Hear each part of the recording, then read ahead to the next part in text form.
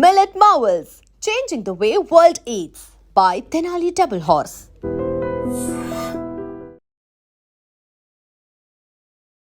Hi hello నమస్తే welcome to I dream. నేను మీ శ్రావ్య. మనతో పాటు ఇప్పుడు ఉన్నారు ఫైనాన్షియల్ ప్లానర్ మధు గారు. నమస్తే సార్. నమస్తే అండి. ఎలా ఉన్నారు? ఫైన్ ఫైన్ అండి. మీరు ఎప్పుడు వచ్చినా ఒక కొత్త అప్డేట్తో వస్తారు. ఇప్పుడు నేను ఒక క్వశ్చన్తో వచ్చాను. ఏంటంటే Mitra SIP, SBI Mitra SIP అనే ఒకటి వింటున్నాం, బాగా పాపులర్ అవుతుంది.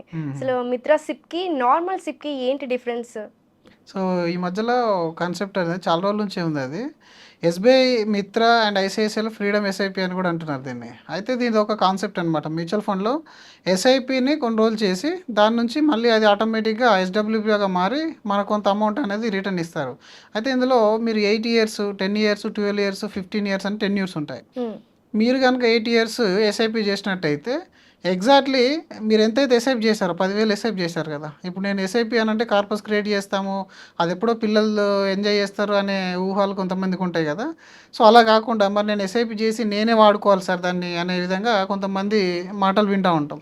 అంత తొందరగా ఈ ఈక్విటీ కూడా అర్థం కాదు అందరికీ. సో ఈ ఎస్బీఐ వాళ్ళు మిత్ర అనే కాన్సెప్ట్ ఎలా లాంచ్ చేశారంటే, మీరు 8 years, 10 years, 12 years, 15 years SIP చేయండి.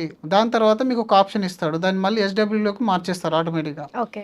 ఆ మార్చిన తర్వాత మీరు కనుక 8 years చేస్తే మీరు ఎంతైతే ఎస్ఐపి చేస్తారో అదే అమౌంట్ని మళ్ళీ మీకు లైఫ్ టైం ఇస్తారు. అదే మీరు 10 years చేశారనుకోండి, మీరు చేసిన అమౌంట్కి 1.5 times, అంటే 10,000 చేస్తే 15,000 లైఫ్ టైం ఇస్తారు. అంతేకాకుండా మీరు ఏదైతే 12 years చేస్తారో 12 years ప్లస్ మళ్ళీ 15 years చేస్తారు. ఇప్పుడు 15 years చేశారనుకోండి, మీరు 10,000 చేసినట్టయితే దానికి 3 times, 12 చేసినట్టయితే మీకు 2 times, అంటే 12 years చేస్తే 10,000 బికమ్ 20,000.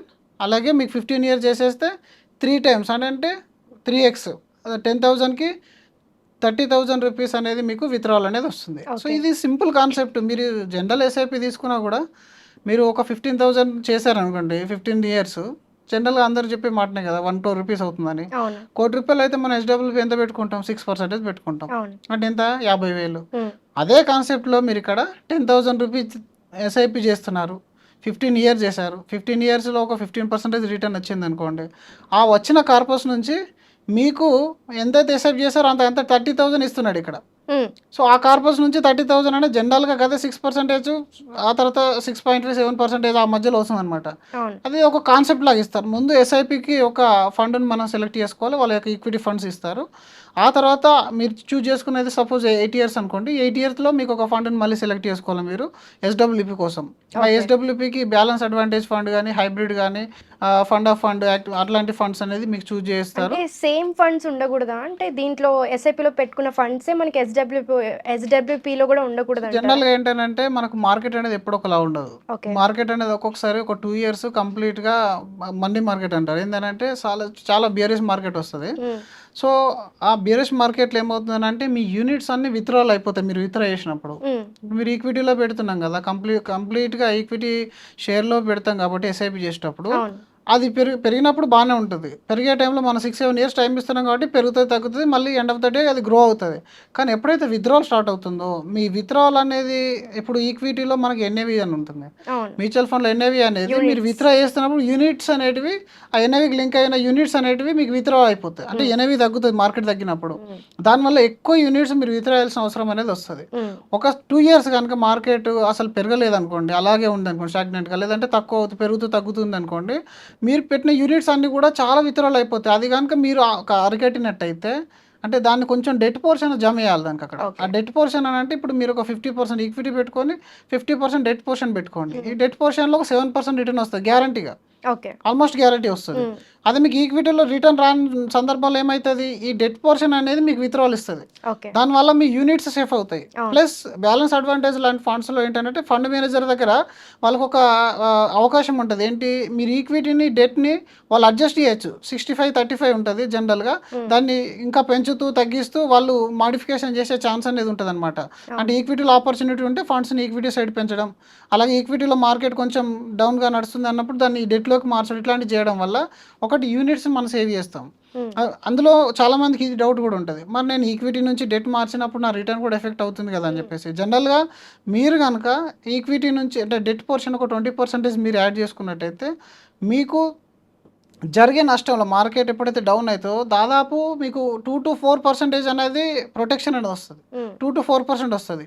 రిటర్న్లో చూసుకుంటే హార్డ్లీ 1-1.5 ఉంటుంది. దానికి మనకి ఏమైనా ట్యాక్స్ పడుతుందంటారా? ట్యాక్స్ ఏం పడదు, అది ఫండ్ మేనేజర్ లెవెల్లోనే జరుగుతుంది. మనం ఏం సొంతంగా చేయాల్సింది ఏమి ఉండదు. సో ఎప్పుడైనా సరే ఈ కాన్సెప్ట్లో మనం ఎస్ఐపి చేసిన తర్వాత అంటే ఇప్పుడు ఒక రకంగా ఎడ్యుకేట్ చేయడానికి జనాల్ని, మీరు ఇంత ఎస్ఐపి చేసినట్టయితే ఇంత మీరు రిటర్న్ తీసుకోగలుగుతారు అనేది ఒక ఎజంప్షన్. ఎక్కడ కూడా గ్యారంటీ కాదు. ఈవెన్ ఎస్బీఐ తీసుకున్న, ఐసిఐసిఐ ఫ్రీడమ్ షిప్ తీసుకున్నా కూడా వాళ్ళిద్దరు ఏం గ్యారంటీ ఇవ్వట్లేదు.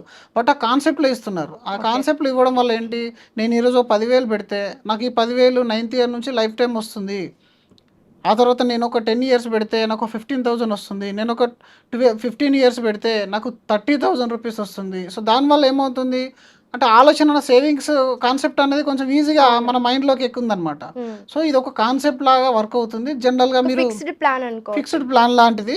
దీన్ని మీరు రెగ్యులర్ ఎస్ఐపి ఎస్ఎస్డబ్ల్యూకి మార్చిన, ఎస్బీఐలో మిత్ర ఎస్ఐపి చేసిన రిటర్న్లో ఎలాంటి డిఫరెన్స్ అనేది ఉండదు. రిటర్న్లో డిఫరెన్స్ ఉండదు. బట్ ఒక కాన్సెప్ట్ పరంగా చాలా మందికి ఇది నచ్చిన కాన్సెప్ట్. అంటే చాలా అంటే కాల్ చేసి కూడా అడుగుతున్నారు ఈ మధ్యలో, ఆ మిత్ర కానీ ఫ్రీడమ్ షిప్ గురించి కానీ చెప్పండి అని చెప్పేసి.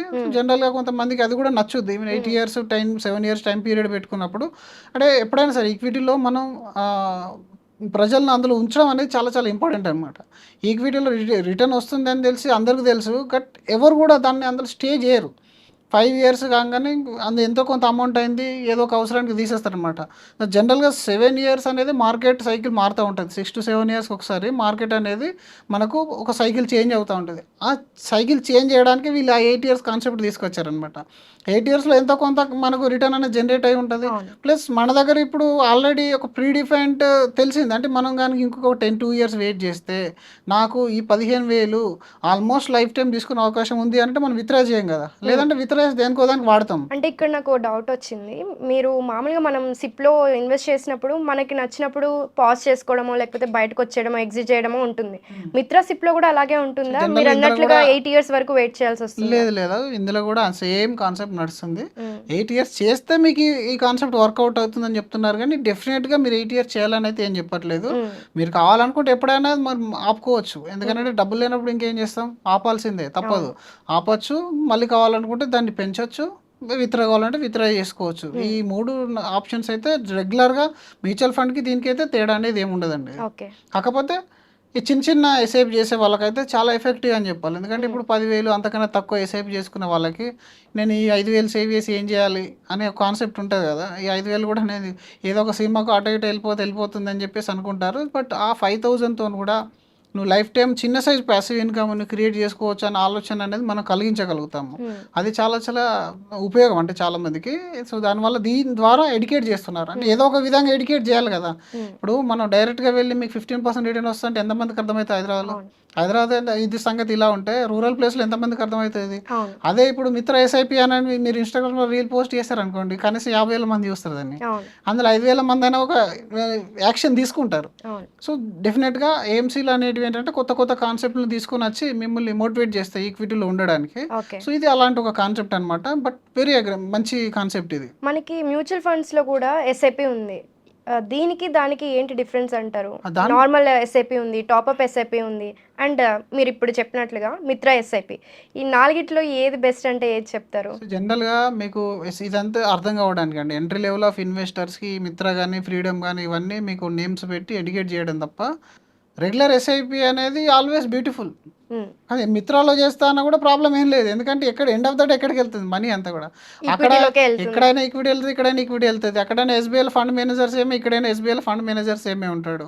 సో మనం ఎంతకాలం ఉన్నాము, మనం ఎంత ఇన్వెస్ట్మెంట్ చేసాము అనే దాన్ని బట్టి మీకు రిటర్న్ అనేది వస్తుంది. దాన్ని మీరు ఎస్డబ్ల్యూపీ లాగా మార్చుకోవడం మీ చేతిలో పని కదా.